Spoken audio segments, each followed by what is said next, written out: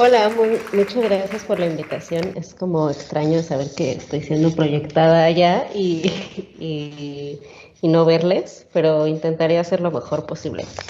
Eh, Ahora me emociona mucho que haya eventos especializados en hablar de género.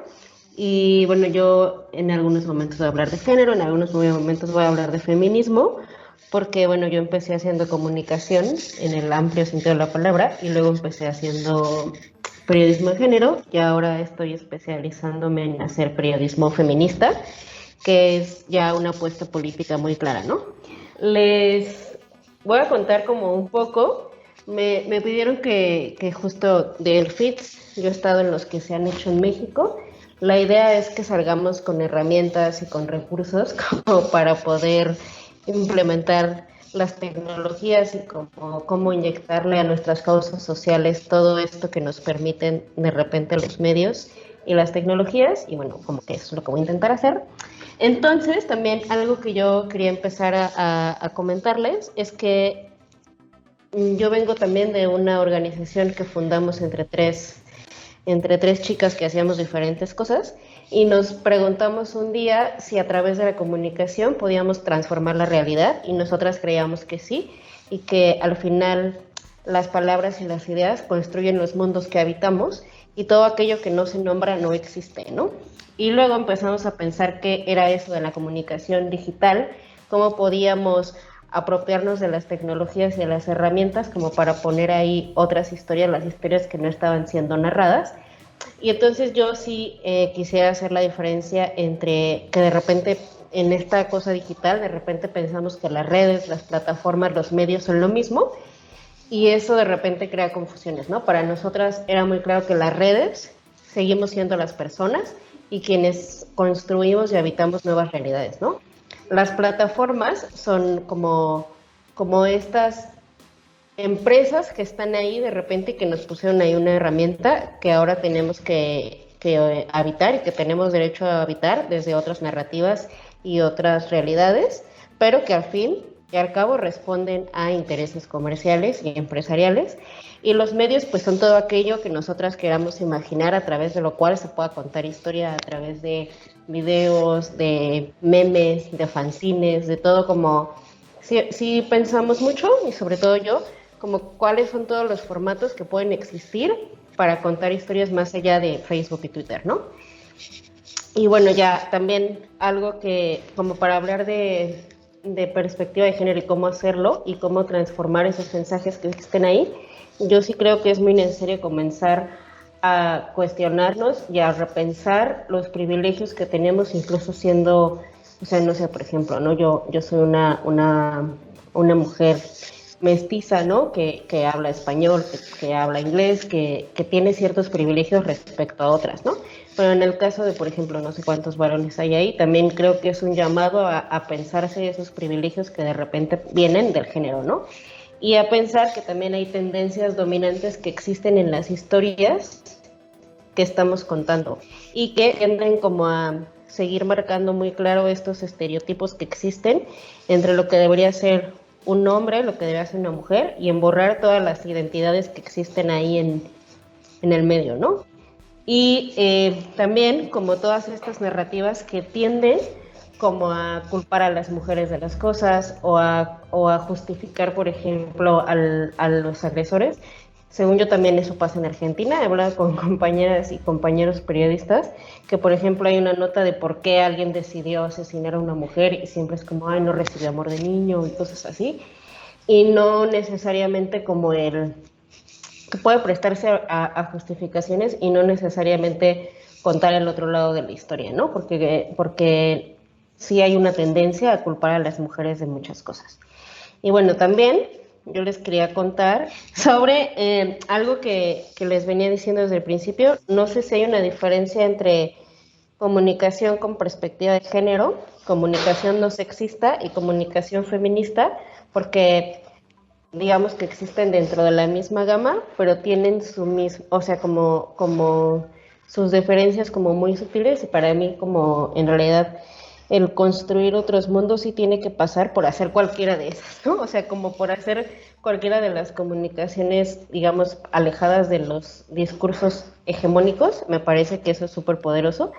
Pero, por ejemplo, en el caso de la comunicación con perspectiva de género, es considerar esta categoría que nos rige y que define lo que podemos hacer y no podemos hacer, y entonces comenzar a pensar la realidad desde cómo me impacta a mí cierta cosa teniendo un cuerpo de mujer, y cómo me impacta teniendo un cuerpo masculino y una identidad masculina, y cómo me impacta siendo intersexual, cómo me impacta siendo bisexual. O sea, como pensar que puede estar una misma realidad, pero hay diferentes cosas que nos pueden afectar, ¿no? Entonces, creo que la comunicación con perspectiva de género, la comunicación no sexista y la comunicación feminista comparten eso en común: el cuestionar la realidad y el cuestionar que las cosas no son un gran general y no son como algo como que nos va a impactar a todas las personas por igual. Y creo que cuando queremos hacer este tipo de comunicación, eso es lo primero que nos debemos preguntar, ¿no? O sea, como el mensaje que quiero decir,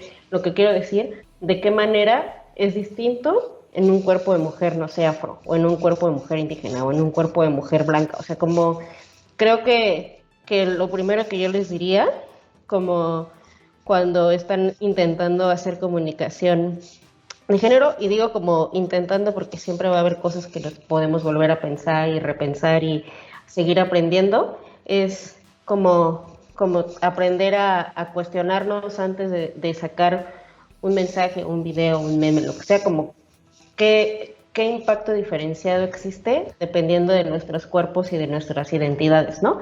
Entonces, por eso les ponía ahí un llamado como a qué es esto de la comunicación distinta en la comunicación para mundos diversos. Pues es incorporar nuevas narrativas, ¿no? Y saber desde dónde me posiciono yo para hablar. También reconocer que al tener medios y al tener la habilidad de poner un mensaje allá afuera, ya estamos partiendo de un privilegio y que nos da como el tener cierta presencia y poder poner esos mensajes, ¿no? Y bueno, ya, los 5, bueno, los 10 como pasos, bueno, no sé, recomendaciones que les traje, fue como contar historias que no solo hablen de las violencias, porque también cuando hablamos de periodismo o de comunicación con perspectiva de género, se piensa que solo es hablar de mujeres o que solo es hablar de violencia contra las mujeres, ¿no? Y yo creo que estamos en un momento regional y mundial en el que ya es más allá de eso, ¿no? O sea, no es solamente contar esas violencias. También creo que en cada historia y mucho de lo que he estado haciendo en todos los espacios en los que estoy, es como saber que atrás de todas esas violencias y todas esas desigualdades y toda esa discriminación, también hay un espacio de resistencia, de solidaridad, de agencia, ¿no? No son personas pasivas que están ahí como esperando a ver qué pasa, ¿no? La verdad es que son historias siempre que están transformando las realidades. Justo esto de las historias del sí es algo que decíamos, por ejemplo, mucho en Luchadoras, como las mujeres crecemos con historias como no puedes hacer esto, no puedes hacer aquello, no puedes pensar así, no te puedes vestir así, no puedes salir a la calle a cierta hora, no puedes hablar con cualquier persona.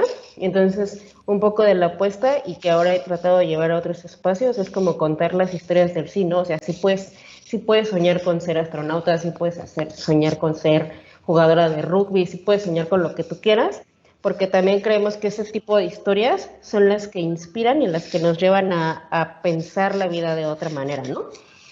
Y algo también como súper básico que yo he visto que sucede muy cotidianamente, es como cuando estamos hablando de temas que le atañen a las mujeres o le atañen a otras identidades, pues hay que incluirlas en los relatos, ¿no? O sea, he visto tantos paneles o tantas entrevistas como, por ejemplo, el ejemplo más básico es como aborto, y no hay ninguna mujer entrevistada, ¿no? O sea, cuando en realidad especialistas, académicas, consejeras, hay tantas mujeres que están creando conocimiento, que están desarrollando conocimiento, que tienen experiencias, que Para mí es un súper básico, ¿no? También no le tengan miedo a la A, o sea, existen juezas, presidentas, ingenieras, ¿no? De repente es como la presidente y es como, no, o sea, hay que nombrar las cosas como son. También, ese es otro tema que en 20 minutos no lo daría, pero ¿qué pasa con el lenguaje incluyente y con el lenguaje desde la interseccionalidad? Por ejemplo, el uso de la A, de la E, de la X. Para mí hay algo que se debería discutir más allá de el lenguaje incluyente, no es poner A, E o, sino pensar toda la oración, pensar toda la realidad, un poco lo que les estoy diciendo. Pero también creo que tiene que ver con respetar las apuestas políticas de las personas que nos están dejando narrar su historia, ¿no? Y si esas personas se quieren nombrar desde la E, pues respetar eso, ¿no? O sea preguntarles cómo quieren ser nombradas y desde ahí nombrarles, ¿no? Creo que eso es así súper importante. También pensar que las imágenes también cuentan, los iconos también, o sea, iconos, generalmente pensamos en iconos como súper tradicionales, pero a lo mejor podemos usar un icono de personas con discapacidad, ¿no? O si estamos haciendo una infografía de hombres y mujeres, poner iconos de mujeres. Eh, También considerar los tonos de piel, las formas, los cuerpos, las capacidades tan diversas que existen en el universo y como ir transformando poco a poco estas imágenes que vemos ahí.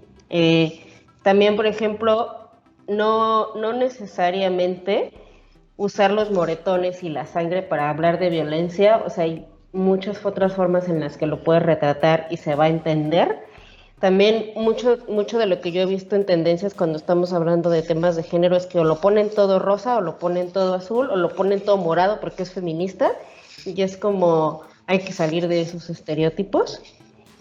Y luego también, por ejemplo, en el caso de imágenes, cuidar la identidad y la privacidad de las personas, ¿no? O sea, como en México pasó, por ejemplo, en una de las marchas feministas que más polémica causó, que se empezaban a subir las fotos de quienes estaban manifestándose y después eso fue utilizado como para identificarlas y llevarlas como a juicio, ¿no? Entonces, bueno, como denunciarlas. Entonces también creo que no necesariamente solo es como el producto final, comunicar con perspectiva de género, sino como pensar todas esas realidades, ¿no? O sea, para mí es como cuestionarte un montón de cosas y hacer tu trabajo desde todo este parabrisas que te ofrece la vida, pero no necesariamente hacerlo como súper rápido o así.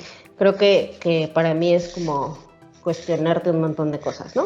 Y bueno, yo les traje algunos ejemplos porque estábamos hablando de comunicación digital y también lo que les diría es como pensar eso, las plataformas y los medios como algo que nos puede ayudar a contar historias y como no algo que me tiene que obligar a estar ahí, ¿no? Entonces para mí siempre ha sido como cómo me divierto con el MailChimp, cómo me divierto con el Instagram, cómo me divierto con el TikTok, cómo me divierto con los hilos de Twitter.